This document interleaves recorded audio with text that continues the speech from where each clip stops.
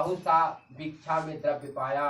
वह प्रसन्न हो गया कि मैं दिन भर भिक्षा मांग करके शाम को वापस आता, मेरा परिवार भूखों रह जाता।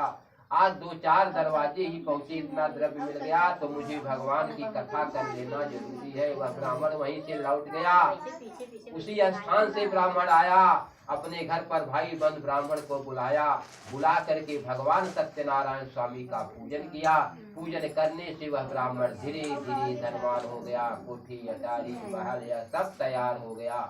एक दिन एक व्यापारी लकड़ी लेकर के वहां पहुंचा और देखा कि यहाँ एक ब्राह्मण की मड़ई थी। उसे उजाड़ करके किस राजा ने यहाँ महल बनवाया है। वह लकड़हारा लकड़ी का बोझ उसी चौतरे पर रख दिया। उस महल में प्रवेश कर रहा है, जहाँ मड़ई थी वहाँ महल बन गया है। वह भिखारी ब्राह्मण, वह लकड़हारा जो है, महल में जब गया तो देखा वही भिखारी ब्राह्मण जो दिन भर भिक्षा मांगते थे, आज इतने बड़े धनवान हो गए हैं। वह व्यापारी वहीं बैठ गया, भगवान का कथा सुना। भगवान के कथा सुनने के बाद सब लोग अपने घर जब चले गए, प्रसाद द्रव्य दक्षिणा लेकर के, वह लकड़हारा उस ब्राह्मण से पूछता है, हे ब्राह्मण देवता, यह संपत्ति आप कहाँ से पाए। ब्राह्मण देवता ने लकड़हारे से बताया, हे यह सब द्रव्य मुझे यही भगवान के कृपा से प्राप्त हुआ है।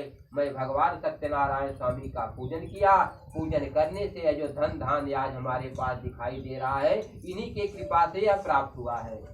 ऐसा विधान जब वह लकड़हारा सुना तो कहा, हे प्रभु यह विधान हमको बता दीजिए, मैं भी भगवान का कथा सुन लूं। वह भगवान का प्रसाद लिया, भगवान का प्रसाद खा करके वही जल पी करके जो लकड़ी का बोझ अपने सिर पर रखा, जो भगवान का नाम लिया। कहा, हे प्रभु ऐसी बेचने से आज 2 द्रव्य प्राप्त होगा, मैं अपने ला करके मैं केवल आपका पूजन करूंगा। वह लकड़हारा भी यही प्रश्न किया, ऐसा मन में संकल्प किया। संकल्प करके लकड़ी ले करके जब नगर में गया, उस दिन वह लकड़हारा उस लकड़ी से दूना द्रव्य पा गया। लकड़हारा प्रसन्न हो गया, इतनी लकड़ी मैं रोज इतने में बेचता था, लेकिन आज क्यों दूना दाम मिल गया।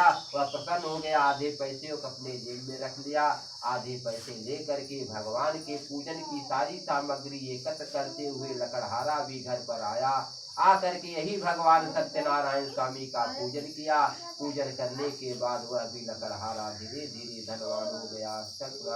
संडे सत्यनारायण कथायाम 2य अध्याय।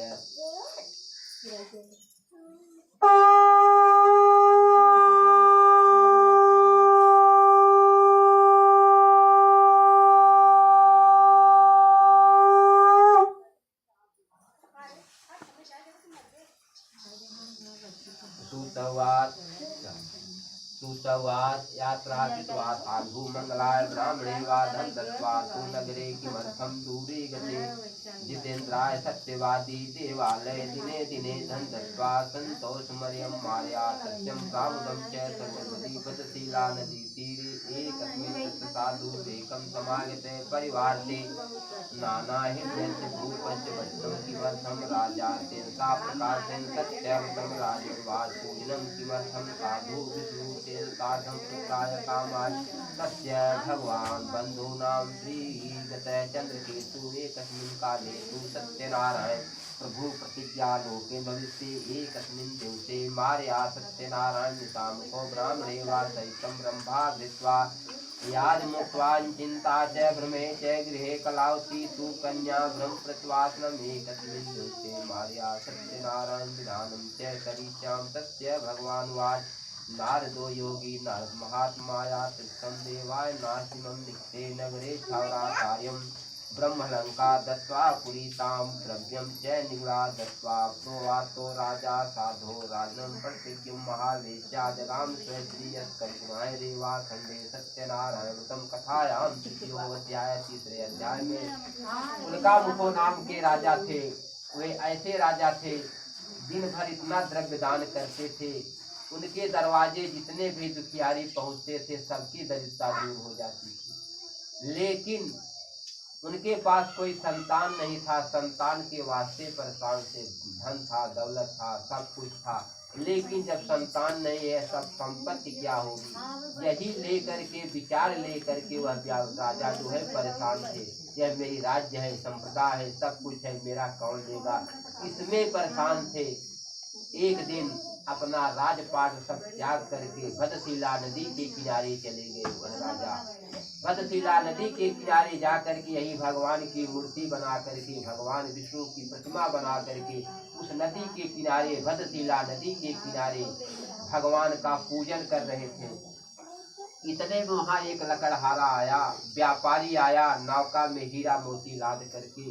वहाँ नदी के किनारे जब देखा तो राजा उस नदी के किनारे उस मूर्ति की पूजा कर रहे थे। वह व्यापारी अपनी नौका वहीं खड़ी करके आया, राजन के पास खड़ा हो गया, कहा प्रभु आप यहाँ क्या कर रहे हैं?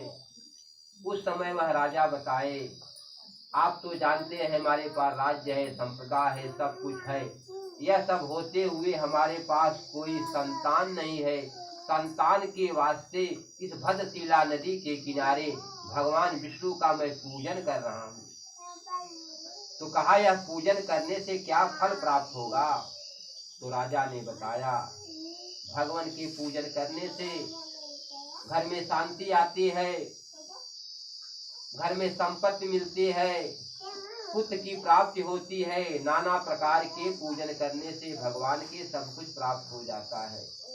वह व्यापारी सोच रहा है अपने मन में, यह पत्थर की मूर्ति है, इसकी पूजन कर रहे हैं, कह रहे हैं धन देंगे, पुत्र देंगे, संतान, सारे संपत्ति को देखे हम मूर्ति देगी। ऐसा सोच करके वह भगवान का प्रसाद को पाए, लेकिन भगवान का प्रसाद वह राजा जो है लेकर के घर चले गए। व्यापारी जो था वह राजा दिए और उस प्रसाद को न खाया न नमस्कार ही किया, केवल उस प्रसाद को लेकर घर पहुंच गया। और जब घर पर पहुंचा तो अपनी स्त्री से कहा, हे प्रिय, इस यात्रा में उल्का मुखो नाम के राजा थे, उन्हीं के मुख से एक व्रत सुन करके आया हूँ, व्रत का नाम सुन करके आया हूँ। स्त्री बड़ी प्रसन्न हो गई, खुश हो गई कि मेरे पति जी मुझे किसी देवी देवता के पूजन करने का आज आदेश करेंगे।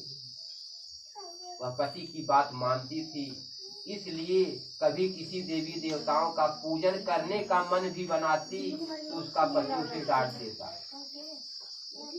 वह पूजन भी नहीं किसी देवी देवता का कर पाती हैं। स्त्रियां जो है भगवान के पूजन पाठ में बड़ा मन लगाती हैं, उन्हीं के पूजन से गृहस्थी चलती है। मनुष्य जो है कमा करके केवल लाते हैं, लेकिन जब लक्ष्मी घर में नहीं रहेगी तो कितना भी द्रव्य आवे लेकिन वह प्राप्ति नहीं होगी। तो वह पति की बात को मानती थी, पति जी बड़ा द्रव्य ले जा करके दे देते थे, लेकिन वह किसी देवी देवता का पूजन नहीं कर पाती थी। वह जब ऐसा प्रश्न सुना कि मेरे पति जी आज मुझे किसी देवी देवता का पूजन करने का आदेश करेंगे, तो वह बड़ी प्रसन्न हो गई, खुश हो गई। कहे प्रभु बताइए किस देवता का पूजन करना है? तो कहा कि वह पत्थर की मूर्ति राजा पूज रहे थे, और कहा कि अब पत्थर की मूर्ति से पुत्र प्राप्त होगा, धन प्राप्त होगा, वृद्धि होगी, संतान की वृद्धि होगी। तो वह जब ऐसी बात सुना तो स्त्री बड़ी प्रसन्न हो गई, बड़े खुश दिल से पति जी से बड़े मधुर वचन में बोल रही है। क्या कर रही है?